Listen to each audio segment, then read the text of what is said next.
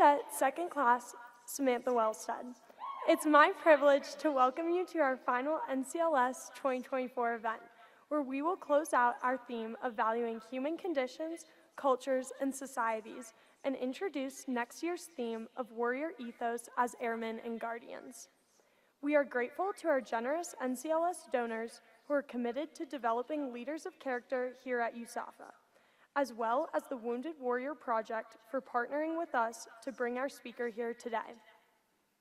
I'm honored to introduce Ms. Tonya Oxendine, a Warriors Speak spokesperson for the Wounded Warrior Project. Ms. Oxendine is a U.S. Army veteran with nearly 3 decades of military service, including deployments to Iraq and Afghanistan, and earned the rank of Command Sergeant Major. She now works with the Wounded Warrior Project to address critical issues facing veterans, including post-traumatic stress disorder and military sexual trauma. She will speak with us today about adaptability and resiliency, and hopes to leave us inspired to take the actions we need to reach our full potential. Please direct your attention to the screen for a brief video highlighting Ms. Oxendine. I served for nearly 30 years in the United States Army, and I joined a year after high school. Early on in basic training, I was a victim of military sexual trauma, but I was not going to tell anybody that I was dealing with something. No. Because then, you could be subject to being discharged. You could be subject to getting a bad evaluation. I wasn't going to do that. I wasn't going to put myself in that position to do that. When I was deployed in Afghanistan, it just brought back so much stuff, just to see all of that was going on over there. The PTSD, just that, looking at all that trauma and seeing all that, that's what it causes in you.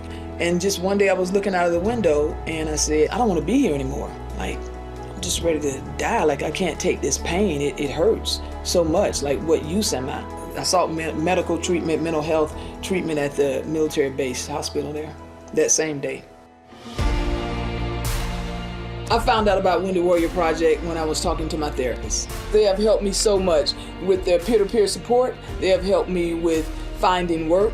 They have helped me to live a better life. I was in darkness, so when you're in darkness, that's all you see. You think that's all that there is. There's really not a lot of light shining in. I didn't want to let anybody in. I didn't want to let my sons in. I didn't want to let friends in. I thought that I could handle all of that on my own. But, in the end, you can't handle that on your own. And you do need some light in your life. That's how we live. And because of the Wounded Warrior Project, I get to walk in light and shine brightly.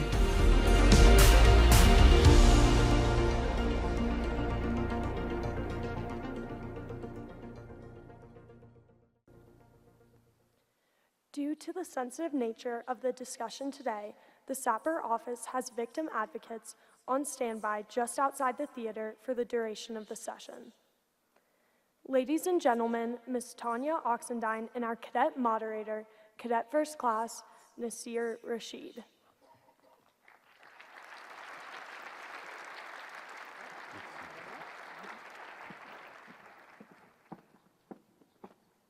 Hey, y'all. Hey, okay. We ain't gonna start off like that now. All right. We're gonna have a good late afternoon. I know some of y'all ready to go to chow, right? Well, ma'am, thank you for coming. Yeah.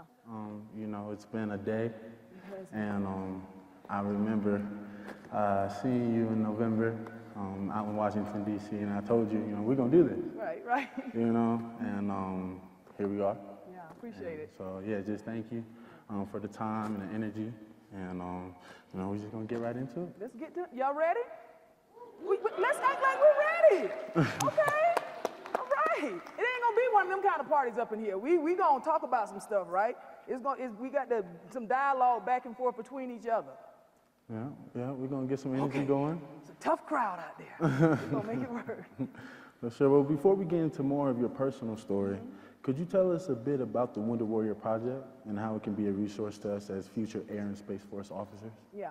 So Wounded Warrior Project is a nonprofit organization where we provide several programs and services for our warriors and their family members and our caregivers of family members who have been catastrophically injured. We provide physical health programs, mental health programs. We also provide counseling for employment. We provide counseling for financial issues, if that's the case.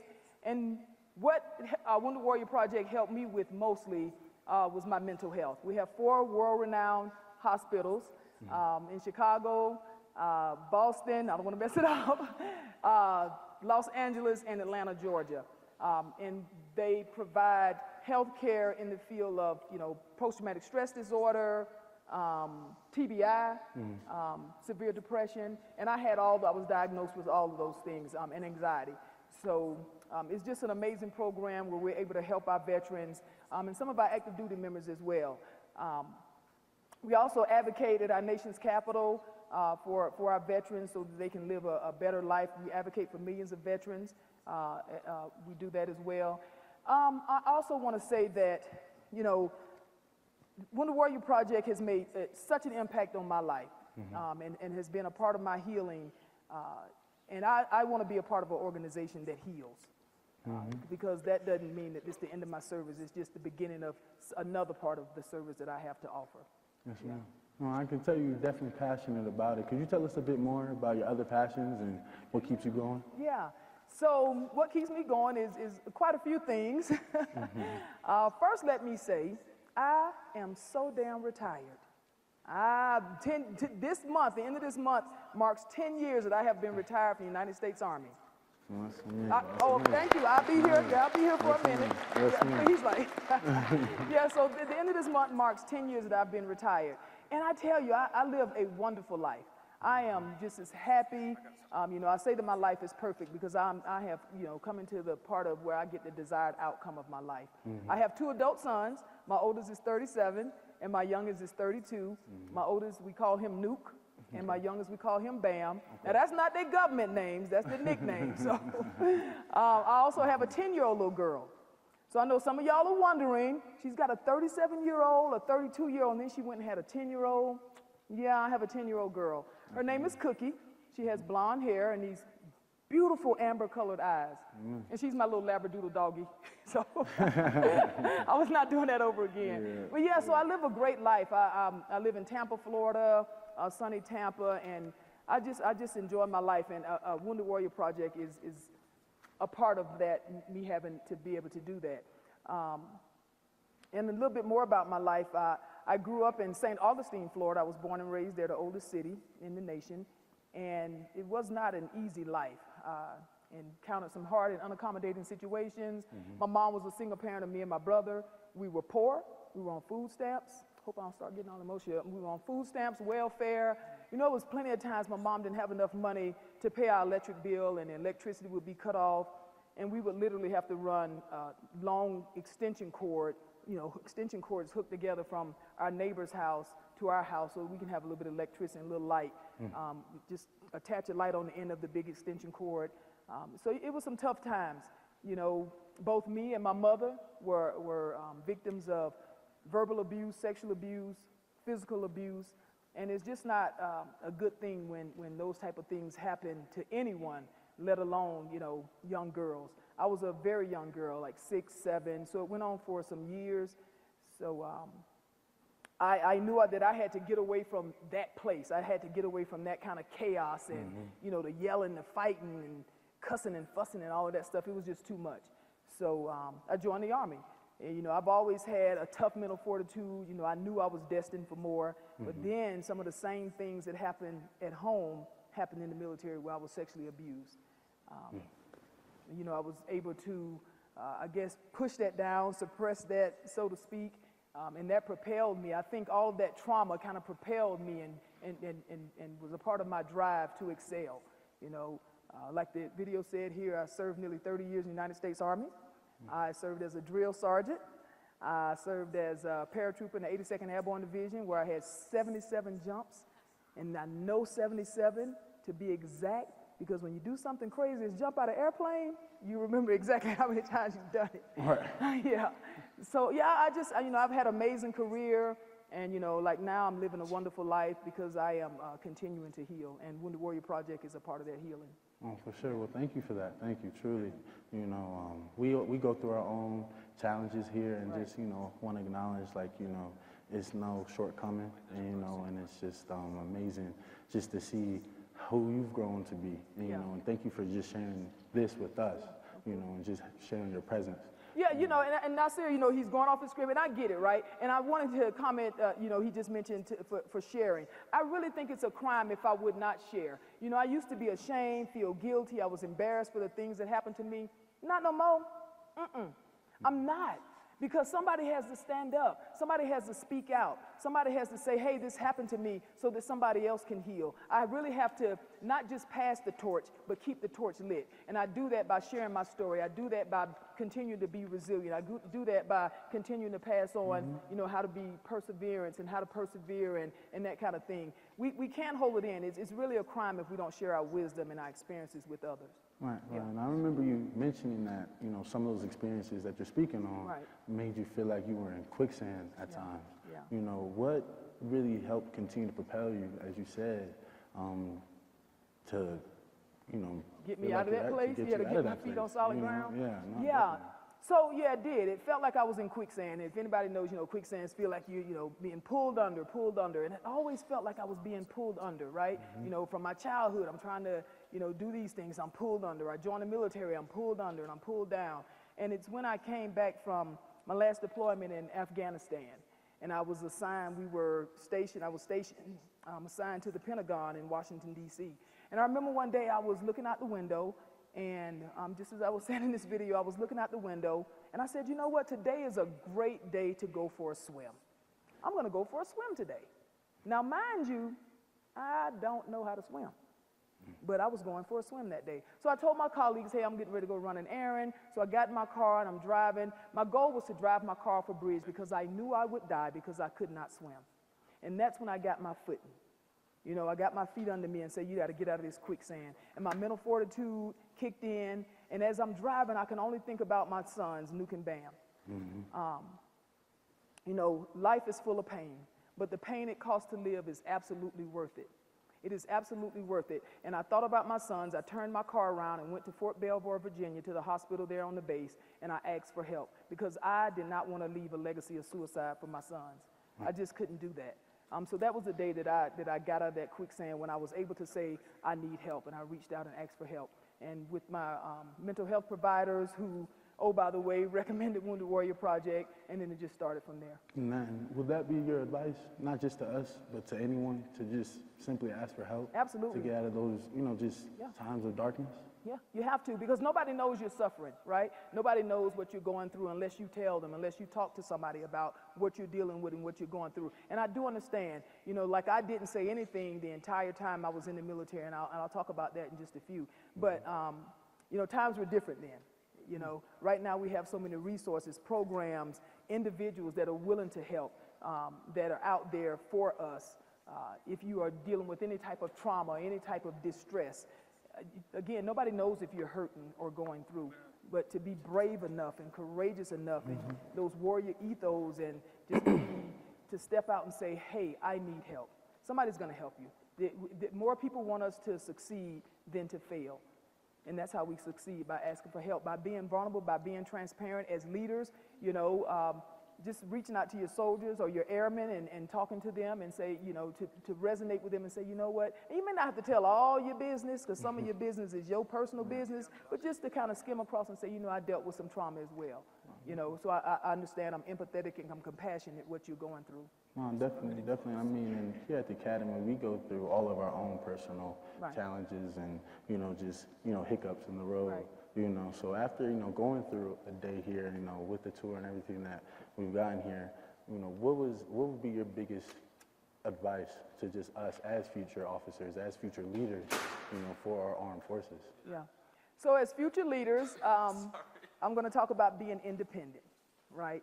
And especially being a female and a black female, you're taught to be, you have to be independent. You can do it on your own. Just take the bull by the horns and that. But I disagree with that. I totally disagree with that. I'm all about, and I had to learn the hard way because my independence almost caused me to drive off that bridge because I wasn't asking for help. I thought I could do it alone. I thought I could handle it on my own. So I'm more for interdependence. I'm more for teamwork, reaching out, asking for help, because there's a team out there that will help you.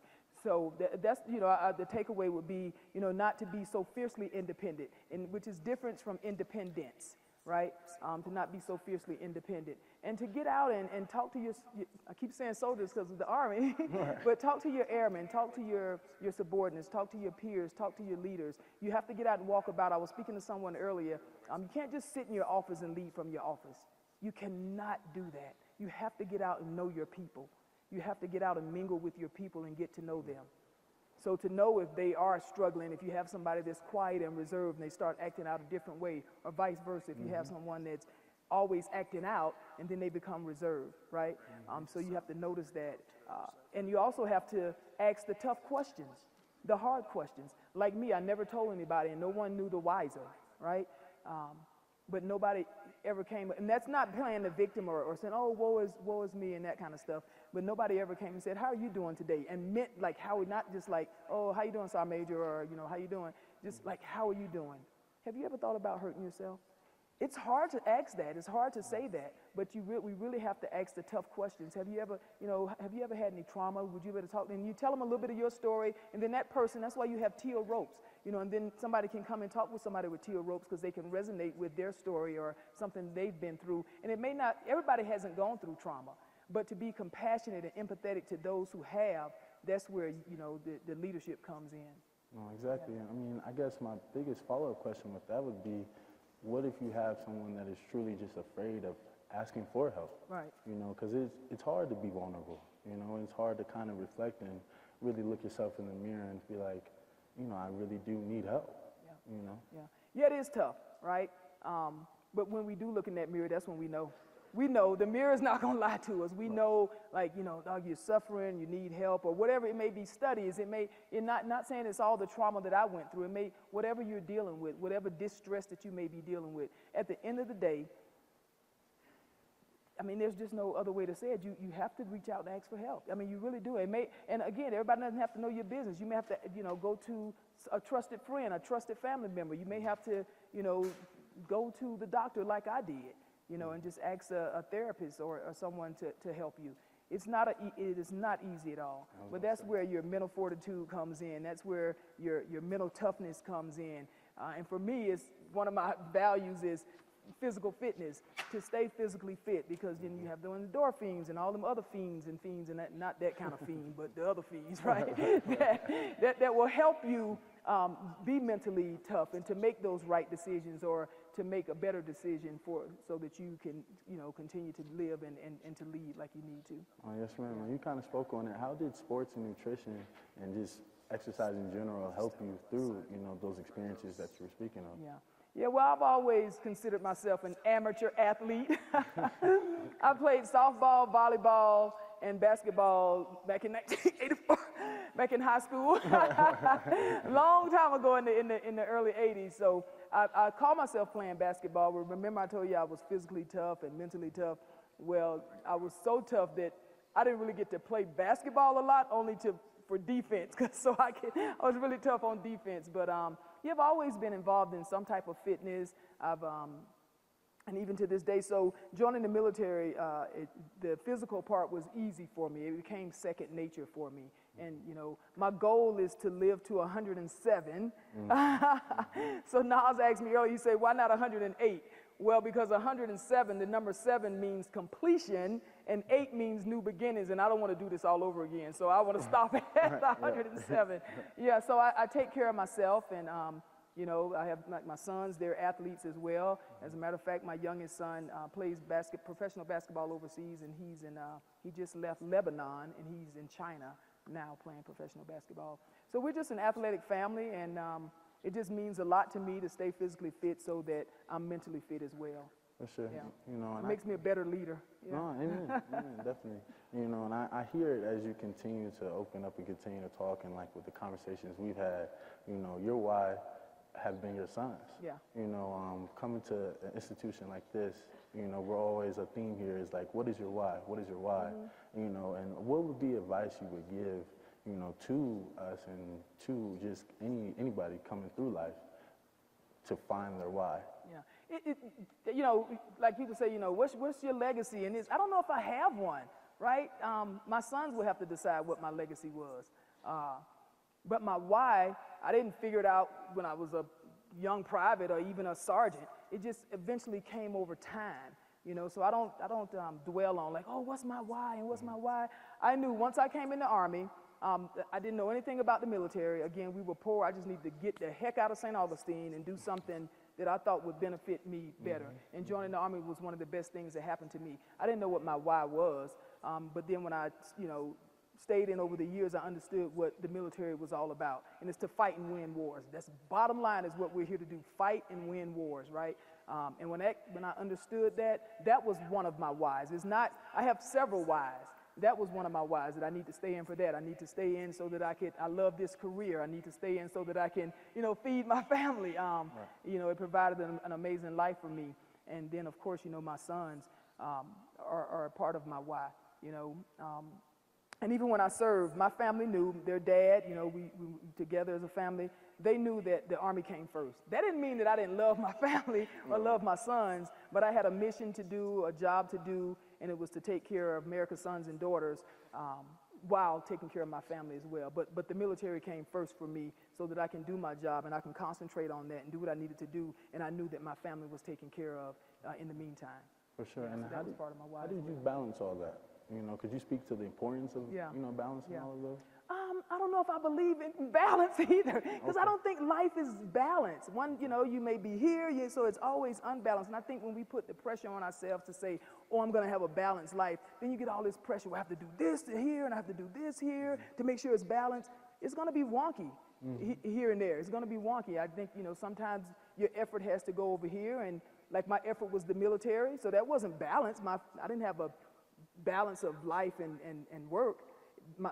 The military was here, my family was here, but I knew that their dad was there to take care of everything and that kind of stuff. And again, I, you know, trained them at an early age. Y'all gotta get that oatmeal pack, open up, pour the dish, put it on 2 minutes, cause I gotta go to PT or I gotta jump out these airplanes this evening. Yeah, I just had to let them know early on that's how it was. For sure. Do you feel like that instilled a level of independence in them at that early age? Oh, in my sons? Oh, absolutely. Okay. Absolutely, because my focus was there in the military. So again, that balance was not there. I didn't make it to all the basketball games. I didn't make it to all the pee-wee football games. And if I did, I was coming in camouflage. Or, you know, I was coming, you know, boots dusty and that kind of thing. And I can only stay for a quick minute and then head back out to do what I need to do.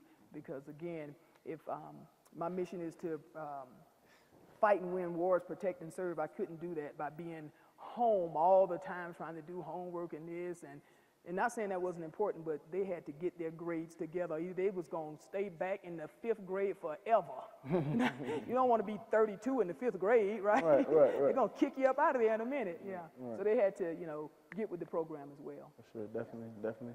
And as we talked about before, like, you know, yesterday and just as a whole today, you know, words build worlds. Right. You know, and I guess I ask you, as you sit here and as fast as time is going, I know, you know, graduation's right around the corner for myself. You know, what would, I guess, be your biggest advice in terms of just allowing things to slow down? You know, I know, like, your career went fast and, you know, you're always, you know, you're on the move. You know, at a place like this, we're always busy. Right. You know, what would be your biggest advice to really just slow down, you know? That's a great question, Nasir.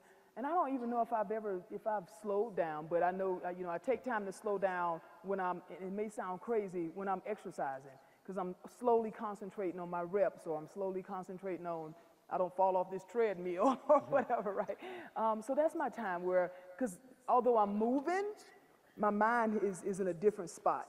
You know, that's meditation for me. So you just have to find what your niche is and what you like, and something that's going to make you feel good. And it may be rowing, it may be swimming, it may be running. For me, it's, you know, physical fitness. It may be, you know, hanging out with your buddies and, you know, going to a movie, or I don't know, what do you do now? Play But again, what do you play now?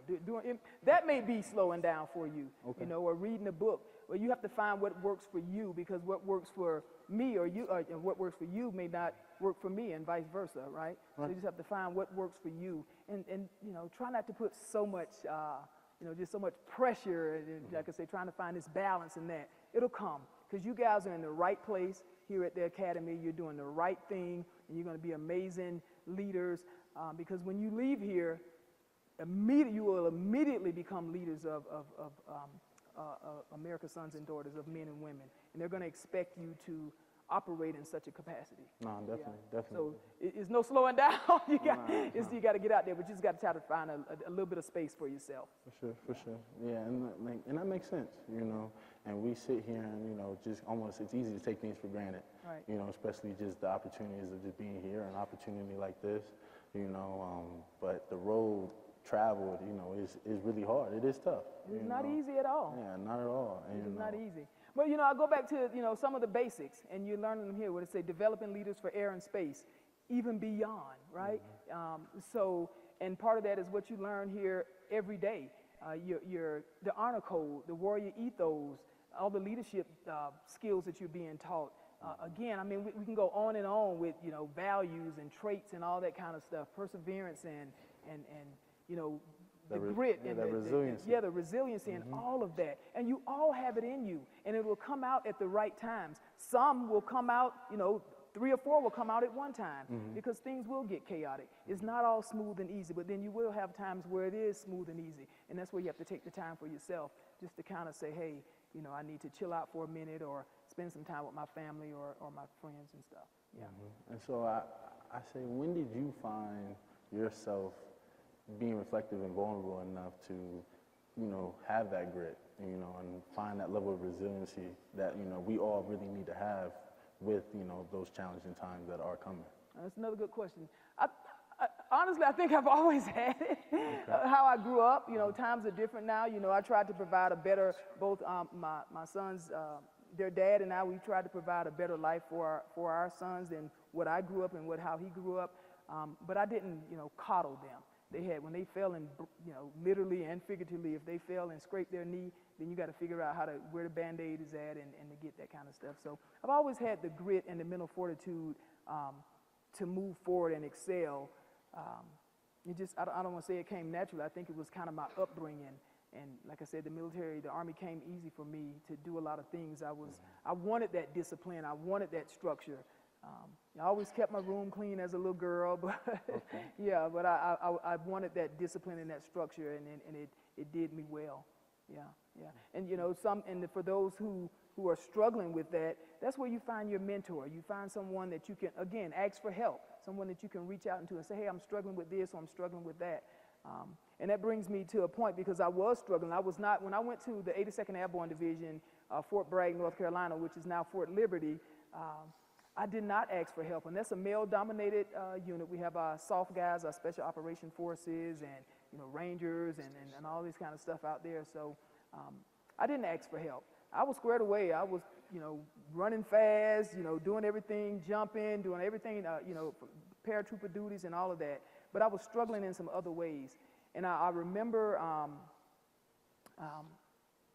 a demonstration or a thing that I used to do with my sons when they never got along, when there were times that they didn't get along, right?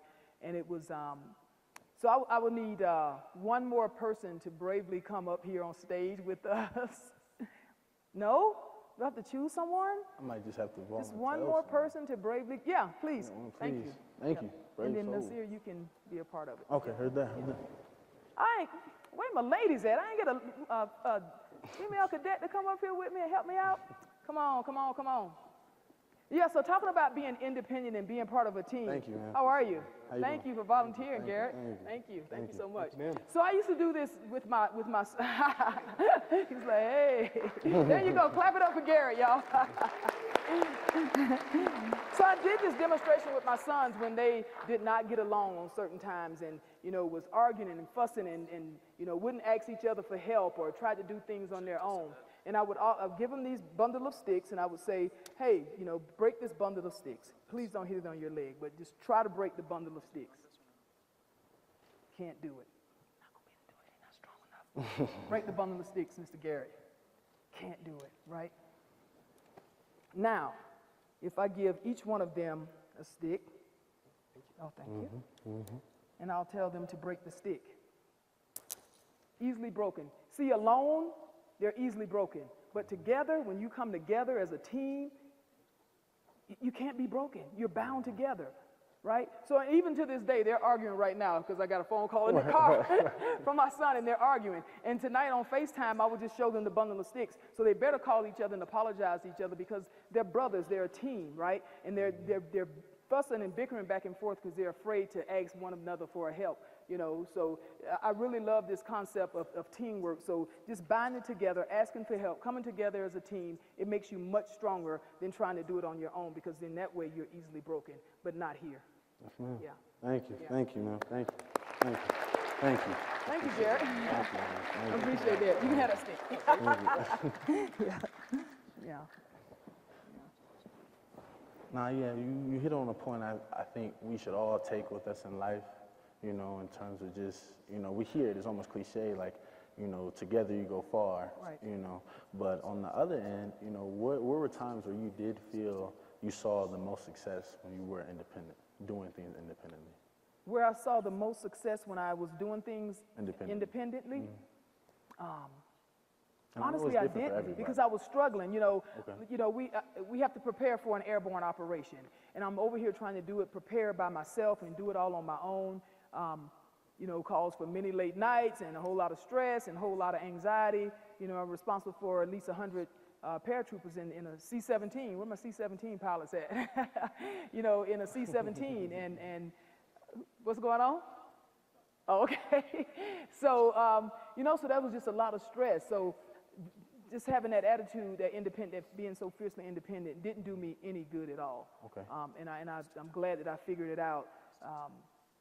Not as quickly as I maybe should have, but quick enough where it didn't cause me to, you know, again, drive off that bridge. No, Yeah. definitely. Yeah. Nah, yeah, I mean, I think like we kind of touched on, you know, before, everybody's different, you know, so for somebody that's trying to find a way, trying to navigate, you know, through just life, you know, what would you say? Would you say be open to those, like, new opportunities, those new things, that uncomfortability, if you will, to, like, you know, really find your way? Yeah.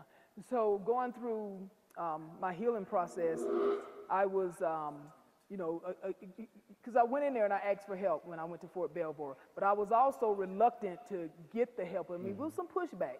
You know, I'm a senior non-commissioned officer. I'm command sergeant major. You know, we're tough. We can do this and handle it on our own. Right. But I had to, you know, when I went home and reflect in that quiet time, right, and that kind of stuff, I had to ask myself, you know, or tell myself that I had to find new ways of healing. It's more than just one way, and trying to do it my way because that wasn't working. So to try and find new ways of healing, just like you have to find new ways of leading.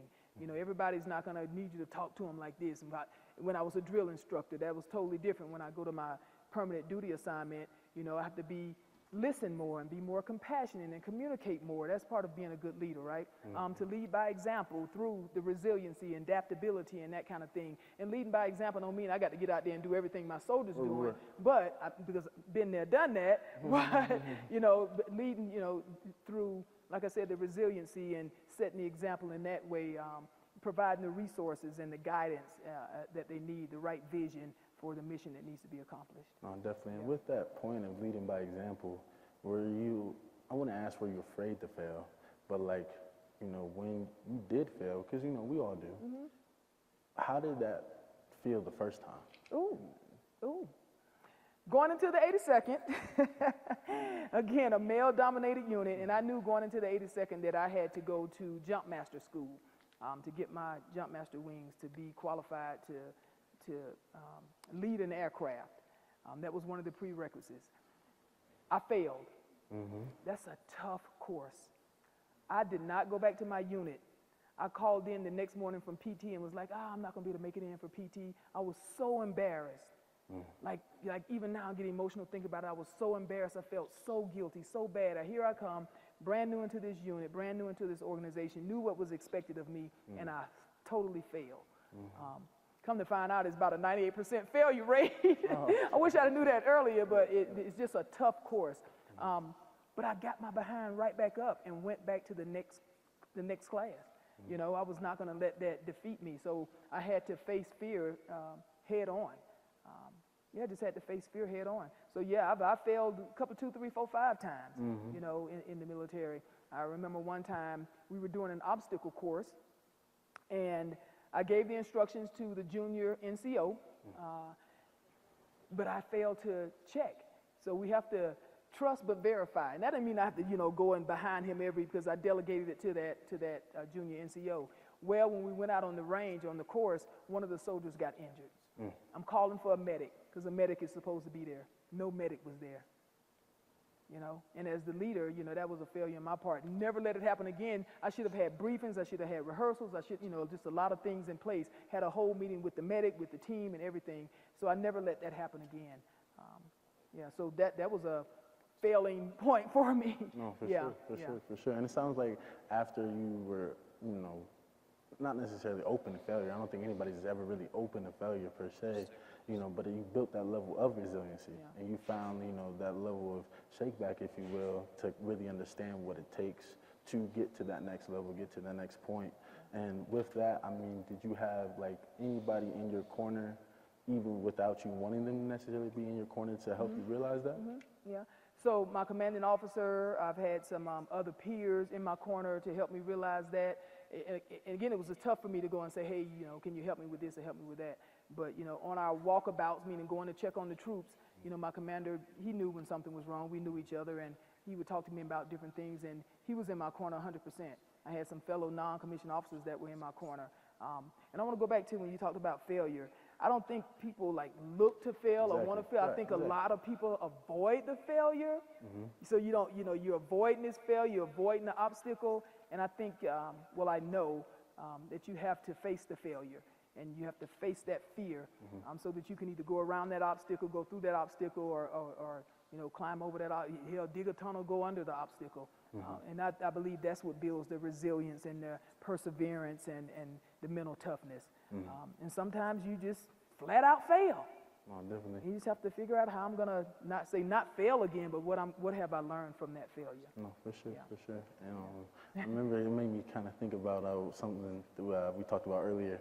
You know, Coach, really dearest to me here, we used to talk about it's either a hobby or a lifestyle.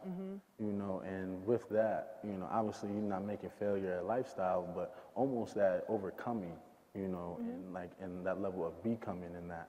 You know, when did you really realize you were at that point? When did you really have that epiphany, if you will, that you were like open and you knew that would take you further?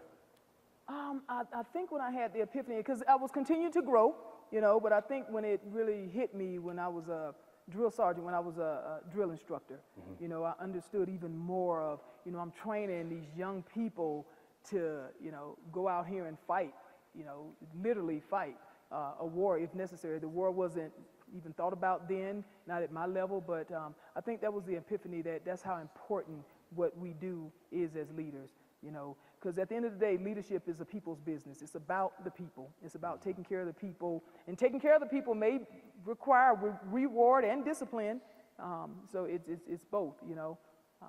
I just, you know, leadership is a people's business, and if we keep that in our mind, and I used to always tell my soldiers, you know, we're going to sweat in training so that we don't bleed in war. You have, like now, you're putting the hard work into the books and studying and working hard and that kind of thing, so when you come out and you're leaders, so you don't bleed all over the place that you've learned and been taught so much here in the academy. Oh, definitely. And it's easy to take those little things for granted. How did you continue to keep yourself on track, you know, without, you know, falling into like a pessimistic cycle, if you will? Yeah. Achievement is like my number one value. Achievement is like really high. It's like my number one value.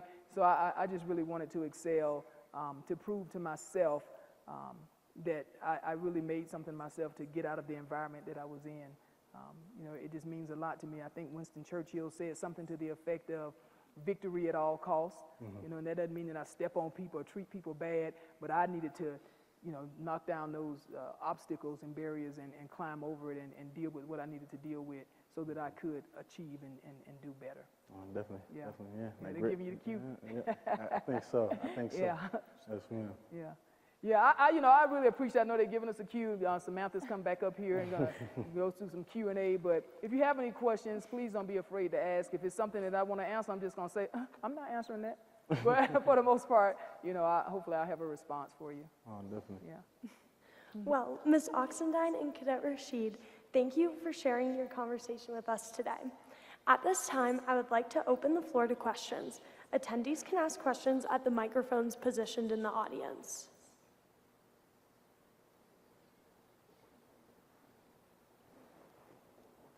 Oh, we have a few questions.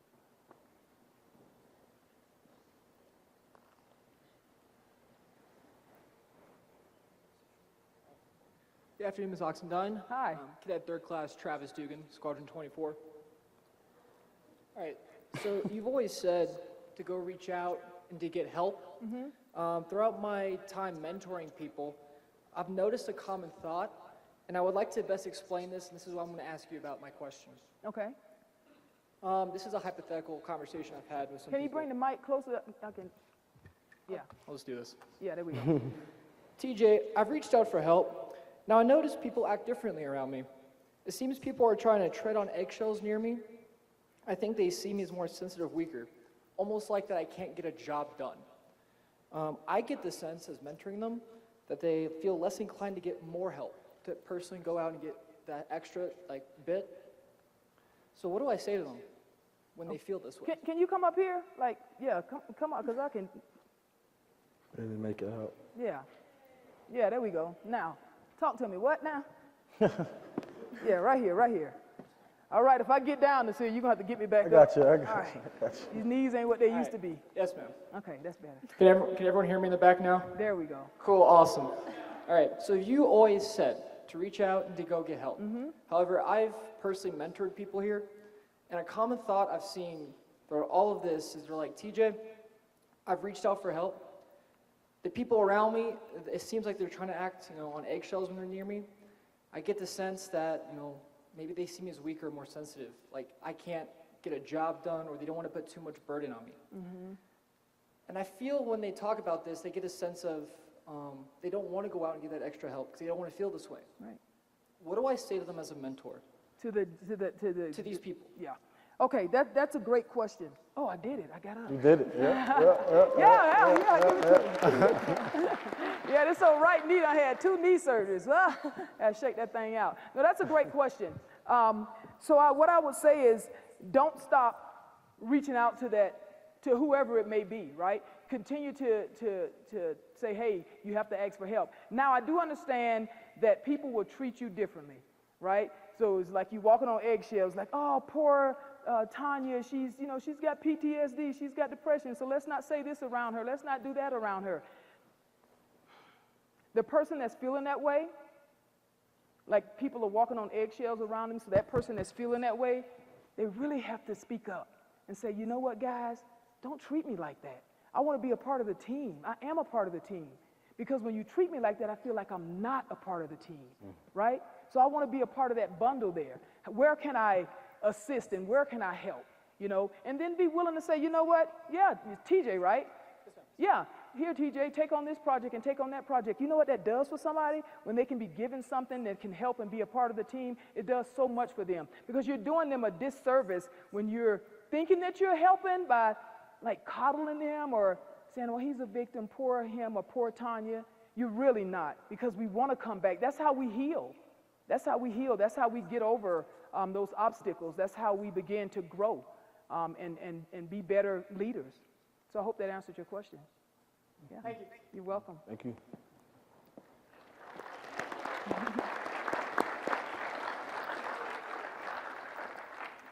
Hi, ma'am. Oh, I can I'm hear. C2C Sophia Stewart from Cadet Squadron 28.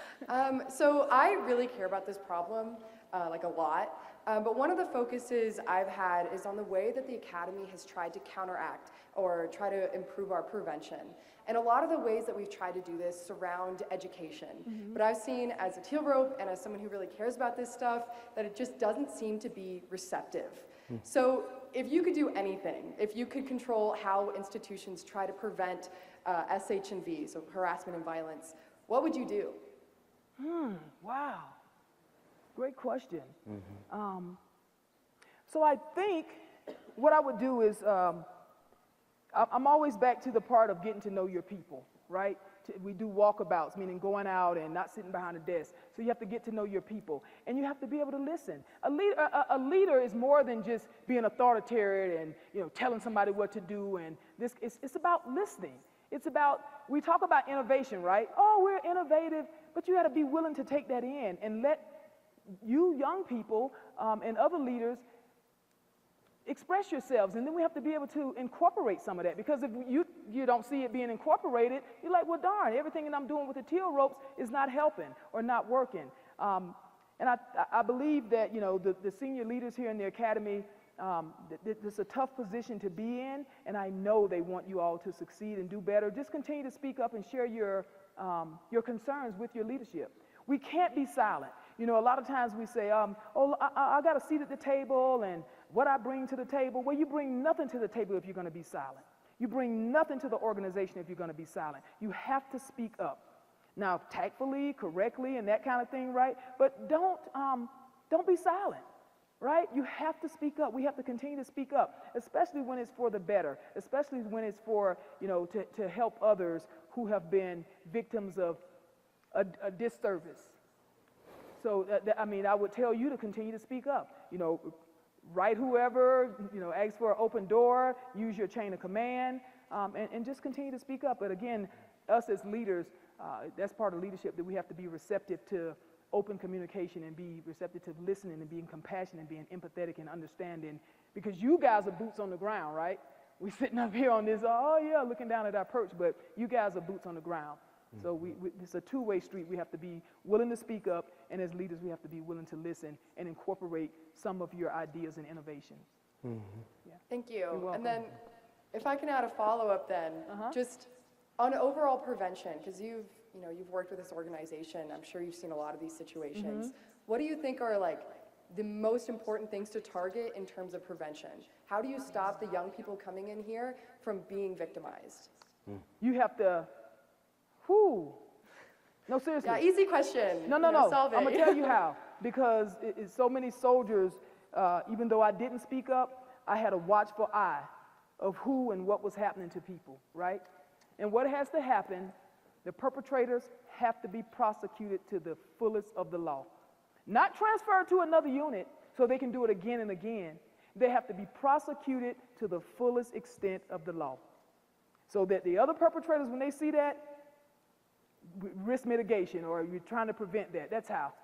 That's just one part of it, but they have to be prosecuted to the fullest extent of the law, because you have done a wrong and it's not right, and you should pay the ultimate price for that. And I wouldn't give a darn if it was jail, take your rank, take your benefits. You've got to go. Yeah. Thank you so much. You're welcome. Thank you.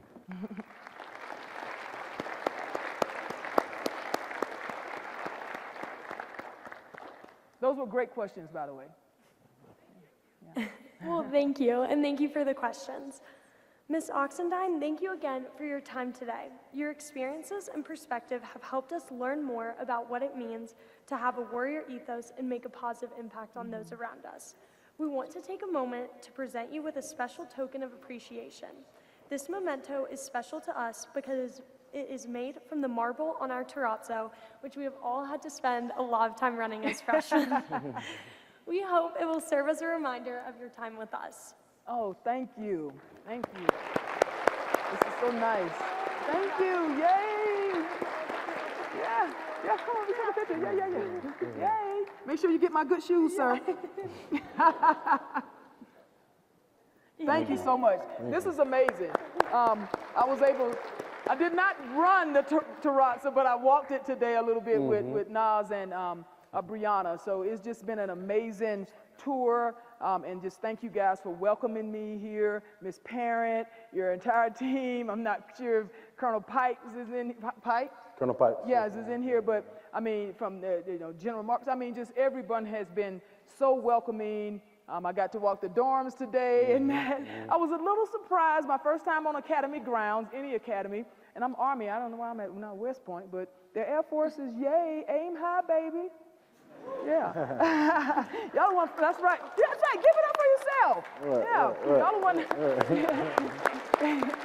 Yeah, so without the Air Force, we wouldn't be paratroopers, so we appreciate that as well. But no, this has just been amazing. I've had a great time. It's just been a wonder and a joy to spend some time with the cadets today and just walking the grounds and touring the grounds. What a beautiful facility you have. What a beautiful facility. I mean, just the history and the camaraderie it's been great for me, and I appreciate it so very much. And thank you for this. Thank you so much. Yeah, thank you. Yeah. Thank you. Thank you. Well, thank you again, ma'am.